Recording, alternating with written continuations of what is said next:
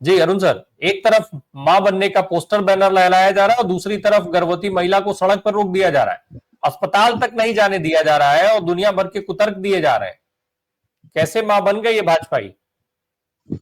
जी sir, पहले तो मैं ऐसे लोगों की कड़े शब्दों में भर्त्सना करता हूं। इसका कारण है, जिस नारी को मुद्दा बनाया और जो सीन कल क्रिएट हुआ, किसी ने किया नहीं, नेचुरल था। जैसे कि एक हमारी देश की बेटी मां बनने जा रही थी, तो यह खुशी का विषय है, यह उल्लास का विषय है। आप उनके जो अगर होंगे, उनके ससुर या उनके पिताश्री होंगे, उनकी खुशी का आप अंदाजा लगा नहीं सकते, क्योंकि दो कुलों को प्रसार देने एक सृजन करती जा रही थी जन्म देने के लिए। तो मैं बधाई देता हूं उस मां को कि जो ऐसा करने जा रही थी, सृष्टि के चलन में एक वो सहायक सिद्ध होने जा रही। और दूसरी तरफ, जो ये मैंने खुद देखा, एक व्यक्ति कह रहा था कि उसको आज ही जाना था, कल चली जाए। सर, मैंने मेरी उम्र इतनी हो चुकी कि मैंने बहुत सारी बेटियों को मां बनते हुए देखा है। मेरी स्वयं की बेटी भी आज 1 वर्ष के बालक की मां। तो जो गर्भ काल होता है, और खास तौर से जो अंतिम काल होता है, टेक्निकल टर्म ये है कि ये 280 दिन लगते हैं इसमें। जो अंतिम महीना होता है, उसमें जो गर्भ धारण किए हुए स्त्री होती है, उसका एक किस्म से पुनर्जन्म होता है। वो बच्चे को जन्म देने के साथ साथ एक ऐसा शरीर पा लेती है जिससे सृजन हो चुका हो।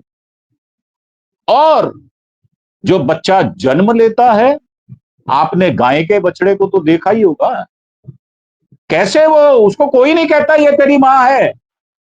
अब वो भागता है अपने मां का दूध पीने के लिए। तो मनुष्य भी बिल्कुल ऐसा ही करता है, परंतु जिन जिन लोगों ने उनको रोका, अब एक शब्द कह देता हूं, वो कुकर्मी, वो पापी।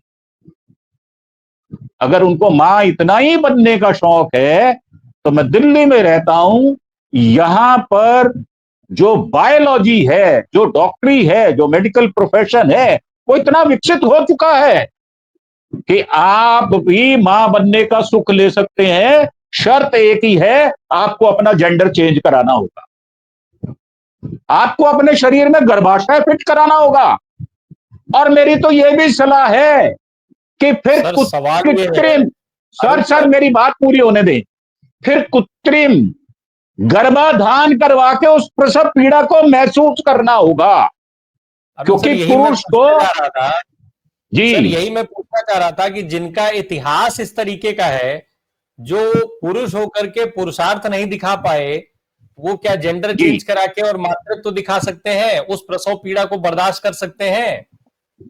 सर, वो प्रसव पीड़ा मुझे लगता नहीं है कि वो शब्द का भी अर्थ कर पाते होंगे, क्योंकि उन्होंने ऐसी घटनाएं अपने परिवारों में होते हुए देखी नहीं है। मैंने आरएसएस के, खास तौर से कह रहा हूं, बीजेपी आरएसएस के लोगों को इस प्रकार की विकट परिस्थिति में कभी देखा ही नहीं है, क्योंकि वो महिलाओं की इज्जत नहीं करते। मैं अब बात करता हूं आपको कि कैसे नहीं करते। आरजेडी की एक महिला है, जिनके विषय में यह कहा गया कि उनकी साड़ी साया उतार कर क्या किया जाएगा। मुझे शर्म आती है वो कहते हुए, लज्जा महसूस करता हूं, अपने आप में चरित्र की गिरावट महसूस करता हूं।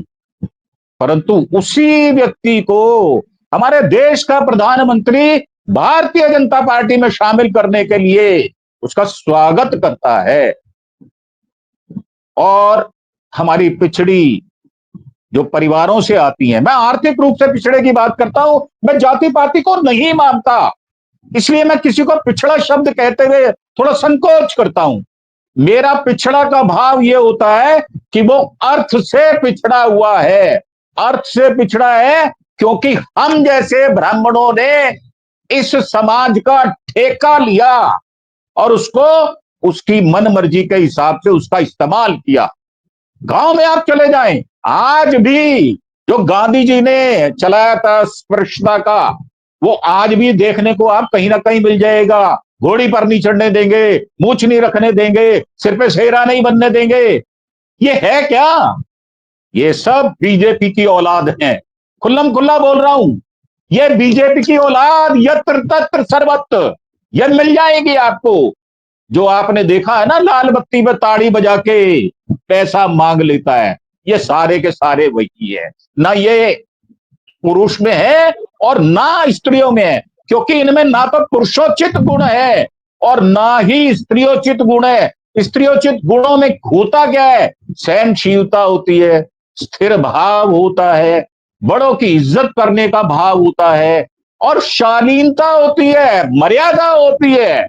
परंतु इनमें किसी कोई गुण नहीं मिलेंगे, अब गुणों से भरपूर। ये आरएसएस ऐसे ही करती है। एक आपको किस्सा याद करा देता हूं पहले, फिर उसके बाद मैं अपनी बात को थोड़ा समाप्त करूंगा। एक भावना चिखालिया हुआ करती थी, उनके साथ 3 गुजरात में एमपी हुआ करती थी और शंकर सिंह वाघेला को यही नरेंद्र मोदी नीचा दिखाना चाहते थे। उन 4 महिलाओं को भारतीय जनता पार्टी की तैयार किया गया कि आप शंकर सिंह वाघेला पर चरित्र का हनन का आरोप लगाओ, और उनका पेश किया गया, उनकी ट्रेनिंग हुई, उनको क्या कहना, कैसे आंसू बहाना। और वो चारों महिलाएं सम्मानित महिलाएं थी। वो चारों महिलाएं अटल बिहारी वाजपेयी की धोती का एक किनारा पकड़कर रोती बिलखती दिखाई दी थी। और ये सारा का सारा वेल प्लान्ड वे में हुआ था। वैसे ही जैसे हमारा तड़ी पार कॉलेज में जब इलेक्शन लड़ता है और महिला सामने खड़ी होती है तो उसके घर में यह संदेश दे देता है कि कपड़े फट सकते हैं, मत भेजना, और वो आसानी से जीत सकता है। आपको याद होगा कपिल मिश्रा ने क्या कहा था? उन्होंने यही कहा था कि भाई ये मानसी सोनी है कौन, मैं नाम लेके बात कर रहा हूं, मैं नहीं डरता इनसे, ये कौन है। और आनंदी बहन के विषय में उनके पति ने क्या लिखा था कि मेरी पत्नी को नरेंद्र मोदी के चंगुल से छुड़ाया जाए। तो इनका चरित्र यही है, ये चरित्रहीन लोग हैं। इसी तरह करेंगे आपको, हमें इनके उपाय ढूंढने होंगे और इनकी काट ढूंढनी होगी और इनको बर्दाश्त करना होगा। मैं तो 40 साल बर्दाश्त किया है और पिछले 35 वर्षों से मैंने इनको तिलांजलि दे दी है। तो मेरा मेरा अनुभव जो है वो दूसरे किस्म का है, परंतु ये कभी भी महिला का सम्मान नहीं करते और ना ही करेंगे। बैठे हैं ओम भाई, हमसे बड़े हैं, बुजुर्ग हैं, वो आपको और ज्यादा अनुभव अच्छा दे देंगे कि इनका चरित्र दरअसल वो भेड़िए की खाल में वो छिपा हुआ आदमी है जो नोच लेना चाहता है स्त्री को। अनुज सर, भारतीय जनता पार्टी ने अगर शायद कल का ये बंद नहीं बुलाया होता तो अभी सकेब जैसे कह रहे थे कि जो क्षेत्रीय दल वहां के हैं उनका जो हिसाब किताब था अभी वो कम से कम दबा छुपा था। भाजपा ने ये बंद बुलाया। एक चीज है कि मैं निश्चित तौर पे गाली किसी को भी दी गई हो, गाली गाली होती है, बर्दाश्त नहीं किया जा सकता है, कोई भी दे। लेकिन प्रधानमंत्री की तरफ से इस विक्टिम कार्ड को खेला जाना, ये बिहार की जनता को समझ में आ गया, वहां तक तो ठीक था। लेकिन भारतीय जनता पार्टी के कार्यकर्ता भी इसमें उस तरीके से सम्मिलित नहीं हुए जैसे भाजपा को उम्मीद थी। एक तो इसकी क्या वजह देखते हैं आप। दूसरा एक और चीज है, महिला आयोग की एक अध्यक्ष है, उत्तर प्रदेश के हैं शायद वो। अब वो ये कह रही हैं कि जिन लोगों ने गाली दी उनके नाम के, उनकी सद्बुद्धि के लिए वो हवन कराएंगी। सर, जब जब प्रधानमंत्री जी तमाम महिलाओं को टारगेट कर रहे थे तब ये महिला संगठन कहां चले जाते हैं, तब ये तमाम महिला आयोग कहां चले जाते हैं, चाहे वो प्रदेशों के हों, चाहे वो केंद्र का महिला आयोग हो। क्या प्रधानमंत्री जी के शब्दों में उनको गालियां नहीं दिखती हैं अरुण सर? अनम्यूट करिएगा सर, अनम्यूट कर लीजिएगा प्लीज। जी सर, आपने दो बातें कही हैं। एक, आपने कहा कि अगर बंद ना बुलाते तो लोकल लोग अपना कार्यक्रम ना रखते, परंतु जो लोकल लोग थे जैसे उपेंद्र कुशवाहा है, उनका प्रोग्राम पहले से था। उन्होंने भारतीय जनता पार्टी को देखकर कोई भी प्रोग्राम नहीं रखा, पहली बात। और ये सोच के नहीं रखा क्योंकि ये अपेक्षित प्रोग्राम नहीं था। इसको एक मौके की तलाश में ऐसा व्यक्ति जिसके ऊपर वोट चोर का, आपने पिक्चर देखी होगी, उसने लिखा कि मेरे हाथ पर लिख दिया है तेरा बाप चोर है या तू चोर है। ऐसी पिक्चर आपने देखी थी? क्योंकि मैं पिक्चर देखता नहीं हूं इसलिए मुझे पता नहीं है कौन सी पिक्चर थी, कौन हीरो था। परंतु मेरा मानना यह है कि जब वोट चोर गद्दी छोड़, इस बात का नारा बंगाल के अंदर ममता दी ने हाउस के अंदर लगाया और शुभेंदु को उठाकर बाहर पटका गया, तो एक बात तो बिल्कुल साफ है कि बिहार के लोग इस मुद्दे को मुद्दा मान ही नहीं रहे थे। उसका कारण है कि बिहार के अंदर पहले ही महिलाएं उपेक्षित हैं, महिलाओं के ऊपर उतना ध्यान नहीं दिया गया। वहां पर आप देखेंगे 70-80% महिलाएं कुपोषण का शिकार हैं, बच्चे कुपोषण का शिकार हैं। तो महिलाएं कैसे ऐसे एजुकेशन में जाकर भाग ले सकती हैं जहां पर मां का आदर नहीं, मां के आदर के पीछे हिडन एजेंडा छुपा हुआ, मां का अनादर। आप समझ सकते हैं जो मैं बात कह रहा हूं। अब दूसरी बात आपने कही कि हवन कराएंगे, तो सर मैं आपको हरियाणा की एक जो महिला आयोग की अध्यक्ष थी, कैसे उसने उन प्रोफेसर के खिलाफ कितनी जल्दी एक्शन ले लिया था और हरियाणा सरकार चटक बन गई थी, तुरंत तुरंत मुकदमा दर्ज हुआ, जेल भेज दिया गया।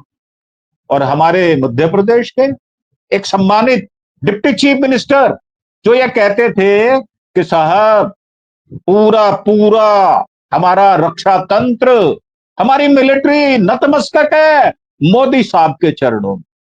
और एक व्यक्ति ने तो हद कर दी, उसने तो हमारी जो मुस्लिम जिनकी 3 पुश्तें मिलिट्री के अंदर थी, ये कहकर उनका अपमान कर दिया कि ये उनकी बहन है आतंकवादियों की, और मोदी जी ने भेजा है, वेल प्लान्ड वे में भेजा है। उस पर क्या एक्शन हुआ? एसआईटी बना दी गई। मैं आपको सैकड़ों, क्या हुआ ब्रिजभूषण शरण सिंह के बारे में, क्या हुआ टैनी के बारे में, टैनी मिश्रा, क्या हुआ कुलदीप सेंगर के बारे में, क्या हुआ हाथरस की बेटी के बारे में, चिन्मयानंद एकदम निर्वस्त्र होकर क्या कहता पाया गया था, महिलाओं से मालिश कराता मिला था। और वही की एक भगवादारी, वो कहती है कि जो राम का नहीं वो किसका है, ये भी पता होगा आपको। तो इनके, और दिल्ली का एक उदाहरण और दे देता हूं अंत में, वो ये कि जो आप पार्टी की महिला आयोग की अध्यक्षा थी, उनके साथ क्या खेल खेला गया, उनको कैसा मोहरा बनाया गया। और जो मैंने आपको कहा कि 4 महिलाएं थी जिनमें भावना चिकालिया भी थी, उनको मुद्दा बनाकर किसने इस्तेमाल किया महिलाओं का? वो यही भारतीय जनता पार्टी है। भारतीय जनता पार्टी के लिए स्त्री एकमात्र खिलौना है इस्तेमाल करने के लिए। अभी कल भी कोई कह रहा था कि 3 भाषाएं सीखो और 3 बच्चे पैदा करो। तो भागवत जी, आप शिखंडी नहीं है, आप तो डॉक्टर हैं। अरे भाई अब कर लो, शर्म आती है क्या? अरे दूसरों को आप देश देते हो क्योंकि आपके बेटी नहीं है, आपको पता नहीं है प्रसव पीड़ा होती क्या है, हमारे यहाँ एक रिवाज होता है कि 7वें महीने में गर्भवती बेटी अपने पीहर में रहती है और पिता अपनी आंखों से देखता है कि जिसका सृजन मेरे परिवार में हुआ वो आगे जो सृजन करती बन रही है, कितनी तकलीफ, कितना कष्ट, कितनी मानसिक पीड़ा, कितनी देह की पीड़ा वो बर्दाश्त कर रही है। उसका दिल रोता है परंतु वो कहता नहीं है, मन में खुशी भी होती है। ये हमारी संस्कृति है। बैठे हैं हमारे बुजुर्ग यहां पर, ओम सैनी साहब, वो बताएंगे आपको। परंतु ये कहना, ये इनके लिए एक टूल किट तो हो सकता है, ये तो मैं मानता हूं, क्योंकि मैंने अपनी आंखों से देखा है। अपने जो मेरा संसार था, मैं पहाड़गंज में जब बचपन में रहा करता था, इंपीरियल सिनेमा के पास, जहां पर मदन लाल खुराना चुनाव लड़ा करते थे, जहां विजय कुमार मल्होत्रा आया करते थे, पंजाब नेशनल बैंक में अटल बिहारी आडवाणी जी, ये सब मेरी शादी में आए हुए लोग हैं। जब वो आया करते थे तो महिलाओं को एक विशेष स्थान दिया करते थे। कहां चला गया वो स्थान? मैं शांता कुमार जी, जो हिमाचल के चीफ मिनिस्टर रहे, उनसे पढ़ा हुआ छात्र हूं। महिलाओं का सम्मान करना सीखना है तो आपको ओम सैनी साहब के चरणों में बैठना होगा। परंतु अगर आप बीजेपी में दुर्भाग्य से बैठ गए तो मेरा जैसा आपका भी हाल हो जाएगा। आपको कहना पड़ेगा कि मैं काजल की कोठरी में से निकला वो काले मुंह वाला आदमी हूं, परंतु मैंने उस गलती को सुधारा। आप इनसे उम्मीद नहीं कर सकते सर, आप इनसे उम्मीद नहीं कर सकते। ये महिलाओं का बिल तो लाएंगे और 29 के बाद उसको इंप्लीमेंट करेंगे, और उसमें भी जो जनगणना नहीं करवाई, जो 21 में होनी चाहिए थी, तो जातीय जनगणना कैसे होगी? कैसे वो महिलाओं का बिल लागू होगा? ये मात्र एक स्त्री को खिलौना समझते हैं और उसको जैसे मर्जी तोड़ मरोड़ कर इस्तेमाल करने की प्रवृत्ति रखते हैं। हम जैसा आदमी मर जाएगा, अपने असूलों से समझौता नहीं करेगा।